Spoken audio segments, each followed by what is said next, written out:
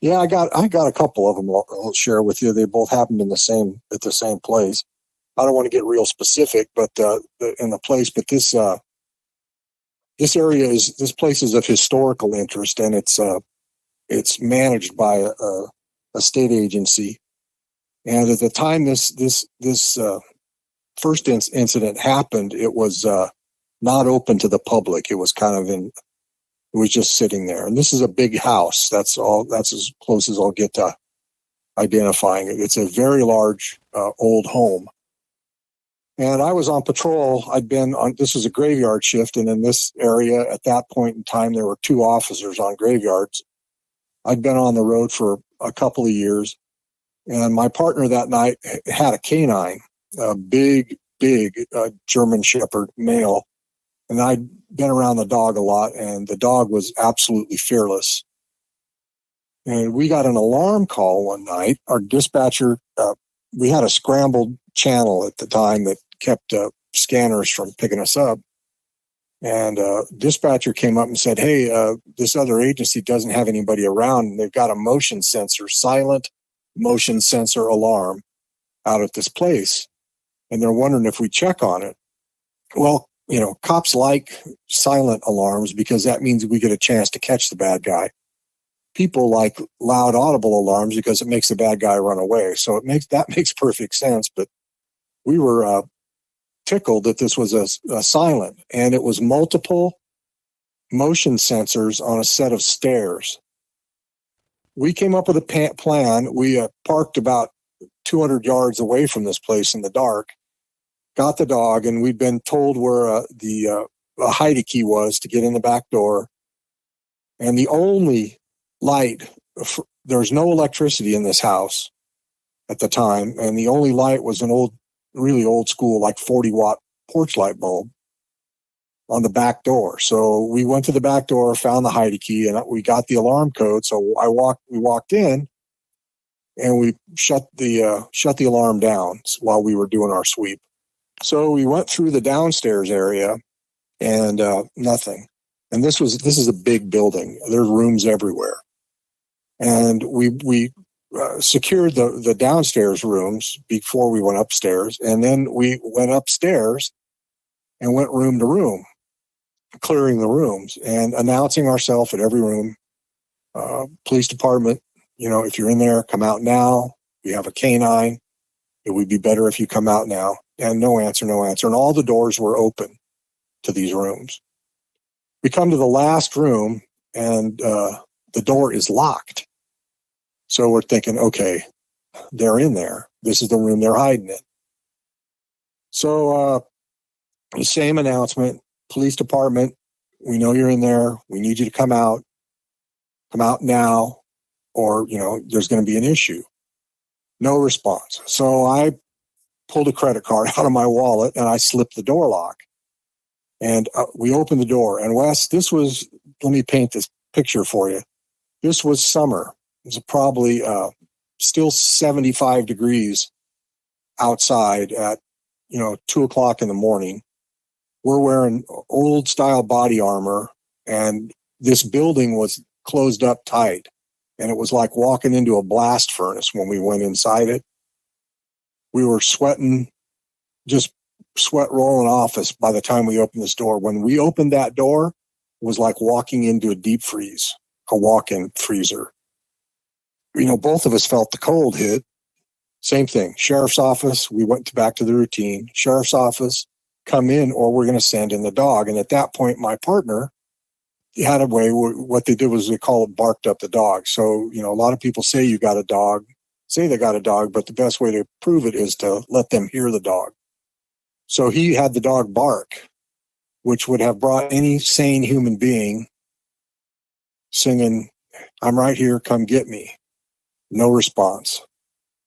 So being the junior guy, I get sent into the room. Now, this is about a probably 14 by 16 or 14 by 18 room, and it's upstairs, and the roof is it's up on top, so the roof is angled. And the ceiling in one side of the room is like 5 feet tall, and then the other side of the room it's 10 feet tall. It's open beam.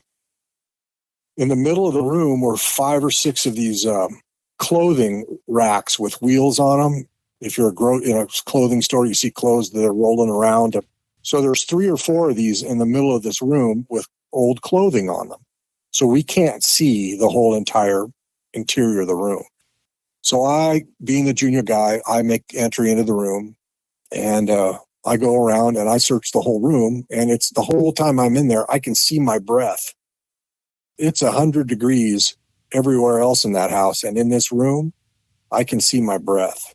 I went from wringing wet with sweat to cold in 10 seconds. So I get to the other side back to the door, and my partner's standing there and his flashlight's on, and we were carrying standard cop flashlights for the day, Streamlight SL20s. They're rechargeable lights, and we had chargers in the car, so the lights they're always charged up. Within about 10 seconds, both of our flashlights went dead. It's pitch black in the room, but we both carried little backup lights with regular D-cell, or actually ours were double A's in them. So I told him, I said, there's nobody in here. The dog would not cross the threshold, Wes.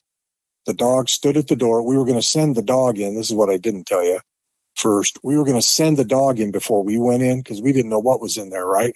Or who was in there. The dog's hackles were up on his back. His teeth were barred, and he would not make entry into that room. This dog absolutely went nuts anytime he got a chance to put the bite on somebody. He lived for those moments. He lived for responding to I've worn the sleeve for him before in training, and he was an incredible canine. He would not go across the threshold. So that's why I went in and made the search. And I came back and I tell my partner, he's the senior guy, said, hey man, there ain't nobody in here, but can you feel that cold?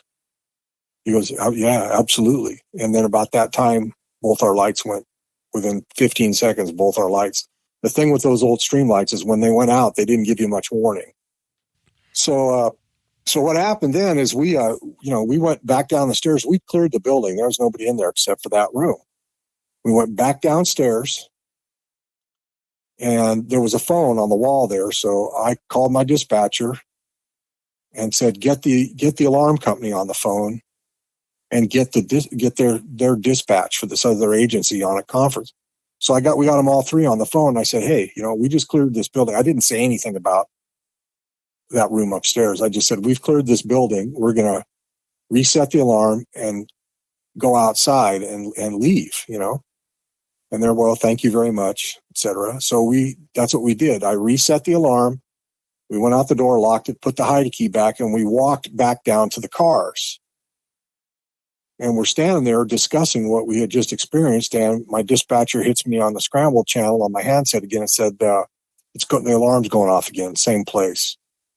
Motion sensors, staircase. So we went back and repeated this same process in the exact same order, except the door to that room was not closed. It was open the way we'd left it, and it was hot in there. Well, we were on graveyard, right? We got off at 7:30. So I left a note. Actually, I told the oncoming day shift sergeant, I said, hey, call this agency, have their guy contact their alarm company and send them out there to check this freaking alarm and make sure it's not, so there's not something wrong with it. Because I'll be candid with you, probably 70% of the alarm calls we roll to are malfunctions or owner operator. So we didn't take them very seriously, but my partner had been with the agency for over 10 years and he didn't even know the place was alarmed. It had never gone off. And then when I got back to work for Graves again that night, there's a note there from the sergeant. He says, hey, alarm company checked it out. It's all well and good. So now fast forward probably 8 years. And this place is in a area that we patrol, okay? And there's a large gate big enough to put 2 semis through next to each other. That's normally open during the hours that the facility was open, but that building was still closed, okay? but the facility's open for tours because it's a historical place. And this gate is always closed at night. Well, I roll by there and spotlight the gate, and it's open. So I get out of my patrol car, tell dispatch, hey, I'm going to check and see what's going on. Once in a blue moon, there'd be somebody working there late at night doing maintenance on something, but this wasn't not one of those nights. So I walk in and I look to my right, and there's a light on. They have a room inside there that they show a film about the historical significance of this building. And I've taken my family there, I used to take my kids there when they were young. So I knew the layout of the place, and they've sat there and watched that film.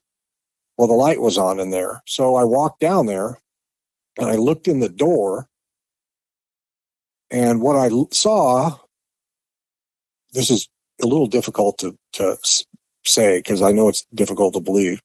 What I saw was somebody I thought was what they call a docent, which is somebody that volunteers at the facility and dresses up in period clothing and, gives tours and turns the projector on and that stuff. I thought I saw a female standing against the wall in there that was dressed like a docent, And I thought, man, it's 1 o'clock in the morning. There's no cars out in the parking lot. What's she doing here? So I tap on the glass, the window on the door, and she turns and looks at me and turns around and disappears into the wall. And I have a witness because I immediately got on my handset and I had a partner on. And I said, I called a guy who I've been, very good friends with and worked very well together for 20 plus years. I called him on the radio. I said, hey man, get your butt up here. So he came up and I told him, you meet me at the corner of the building there. There's no lights on, and I'm darked out, but I'll let you know when you're close.